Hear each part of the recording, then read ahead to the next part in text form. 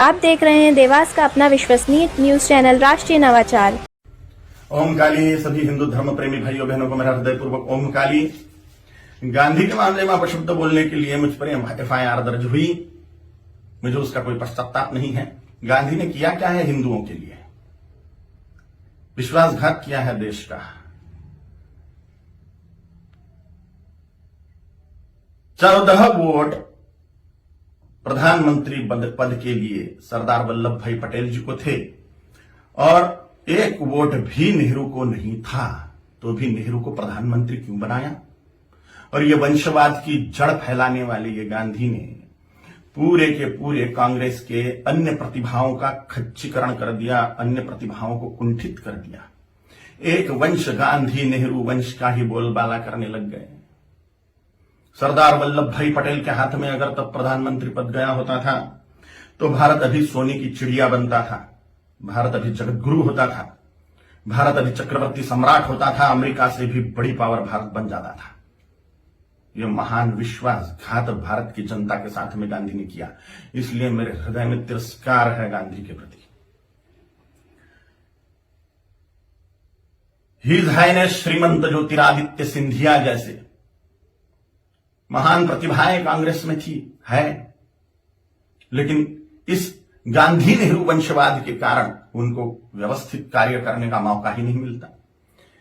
इस वंशवाद के जनक गांधी हैं, इसलिए गांधी नेहरू खानदान के वंशवाद के जनक है, राष्ट्र के जनक नहीं, इसलिए राष्ट्रपिता नहीं है। मैं नहीं मानता, कोई माने उनकी इच्छा।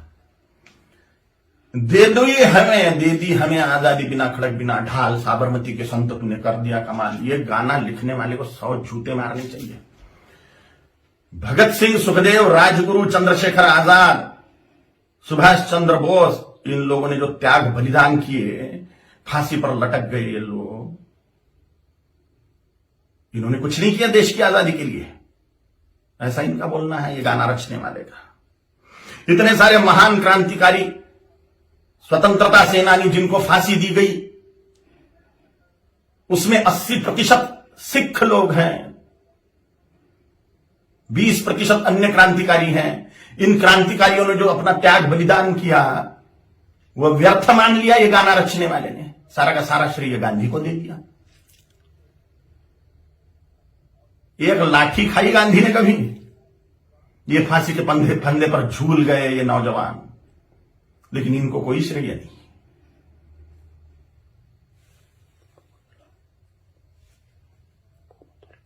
सुखदेव, राजगुरु, भगत सिंह जी की फांसी गांधी रुकवा सकते थे, लेकिन नहीं रुकवाई जानबूझ के, इसलिए तिरस्कार करता हूं मैं गांधी का।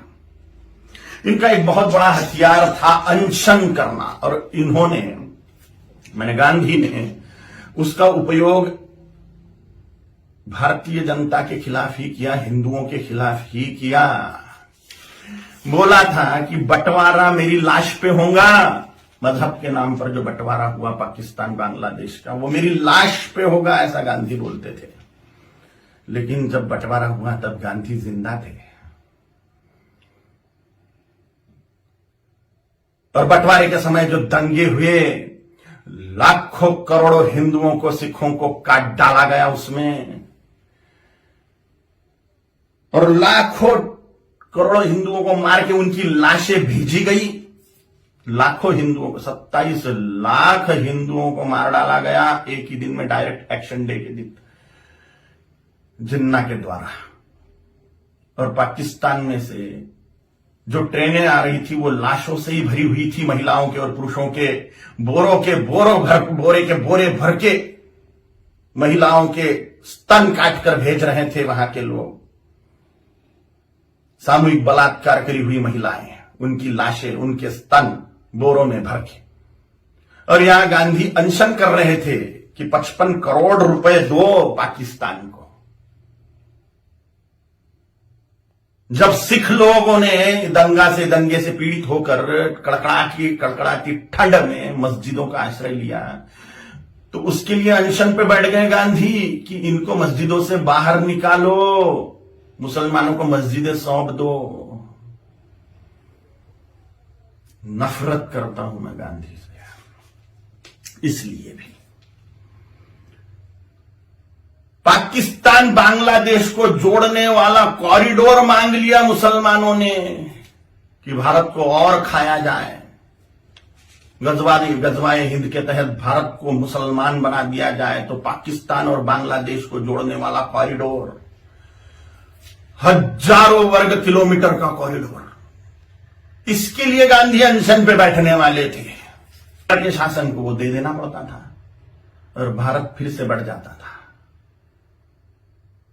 स्वतंत्र वीर सावरकर जी ने गांधी के सामने जातीयवाद तोड़ने की बात कही कि वर्णवाद, ब्राह्मण क्षत्रिय वैश्य शूद्र, यह वर्णवाद और हजारों जातियों में बटा हुआ जातीयवाद, इसको तोड़ दो और हिंदुत्व की धर्म ध्वजा के नीचे सारे हिंदुओं को एक कर दो। तो गांधी ने इसके लिए ये बात नहीं मानी। ये मांग पूरी करने के लिए अनशन पे नहीं बैठे। उन्होंने कहा जैसा है वैसा रहने दो।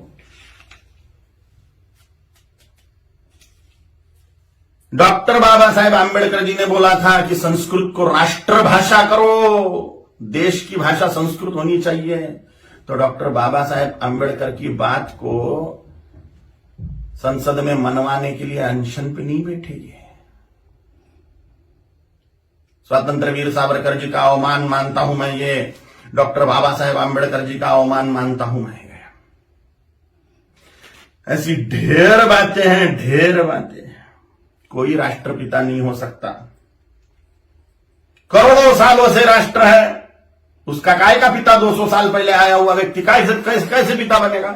अगर पिता बनाना ही है, राष्ट्र का अनिवार्य है, तो छत्रपति शिवाजी महाराज को बनाना चाहिए, गुरु गोविंद सिंह जी महाराज को बनाना चाहिए, राणा प्रताप जी महाराज को बनाना चाहिए, आचार्य चाणक्य जी को बनाना चाहिए, और अभी के महापुरुषों को अगर बनाना है तो सरदार वल्लभ भाई पटेल जी को बनाना चाहिए, क्योंकि पूरे राष्ट्र कुल को एकत्रित करने वाले सरदार वल्लभ भाई पटेल हैं। छोटी छोटी रियासतों के टुकड़ों को एकत्रित करते हुए पूरे राष्ट्र को एक सूत्र में बांधने वाले सरदार वल्लभ भाई पटेल हैं, जिन्होंने राष्ट्र में जो टुकड़े टुकड़े थे उनको एकत्रित किया। राष्ट्रकुल को एकत्रित जिस व्यक्ति ने किया उसको ही राष्ट्रपिता का सम्मान मिलना चाहिए, ना कि हिंदुओं से पार्शियलिटी करने वाले गांधी को। अगर वो कॉरिडोर मिल जाता था पाकिस्तान बांग्लादेश को, तो हिंदुस्तान कब का मुसलमान बन चुका होता था। धन्यवाद है, कोटि कोटि धन्यवाद है महात्मा नाथुराम गोडसे जी को, उनके चरणों में साष्टांग नमस्कार है मेरा कि उन्होंने अपना बलिदान देके हिंदुस्तान को मुसलमान बनने से बचा लिया। गजवाए हिंद फेल कर दिया महात्मा नाथुराम गोडसे जी ने। कोटि कोटि धन्यवाद है उनको। महात्मा गांधी नहीं, महात्मा नाथुराम जी गोडसे हैं। और अगर सच बोलने की सजा मृत्यु है तो स्वीकार है। छत्रपति शिवाजी महाराज जी ने, छत्रपति संभाजी महाराज जी ने, गुरु गोविंद सिंह जी महाराज जी ने, राणा प्रताप जी महाराज जी ने अपने पूरे कुल का बलिदान कर दिया हिंदुत्व बचाने के लिए। तो मेरे जैसे तुच्छ जंतुओं का जी के फायदा भी क्या है? अगर धर्म के लिए हम बलिदान नहीं हो सकते तो मर जाए मेरे जैसे करोड़ों कालीचरण हिंदुत्व को बचाने के लिए, धर्म को बचाने के लिए, सनातन हिंदू धर्म की रक्षा के लिए तैयार है हम मृत्यु दंड को पाने के लिए। ओम काली।